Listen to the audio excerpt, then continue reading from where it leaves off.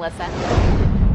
Think about St. Patrick's Day. A lot of times you think about the food associated with St. Patrick's Day. You talk about soda bread and corned beef and cabbage, but we're making shepherd's pie this morning. This is Ken Marks, by the way. He is one of the co-founders here at the Hannibal History Museum. What goes into making shepherd's pie? It's pretty labor intensive. Well, it's a layered type of dish. So you're working with a lot of different materials and little bits and pieces of those. Shepherd's pie is kind of a nickname for it. It's really kind of a casserole type of a dish, but back in Ireland, you're going to use whatever materials you have. So you're going to make a meal stretch out as long as you possibly can. So with shepherd's pie, usually the base is lamb. And not just regular lamb meat, but also some of the organs. Sweetmeats, as you call them. Yes.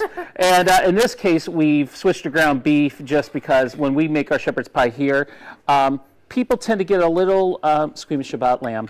And in this case, you're using ground beef as the base with onions, garlic, peas, carrots, like I said, little bits and pieces of vegetables. You have to imagine what it was like, if you're, late in the week, you've got some potatoes, you've got a little bit leftover meat from the lamb. This is the kind of thing you'd put together. So there's, if you use lamb, it's going to be rosemary and thyme that really pulls things together with a little Worcestershire sauce. If you're using ground beef, you're going to replace the rosemary with sage.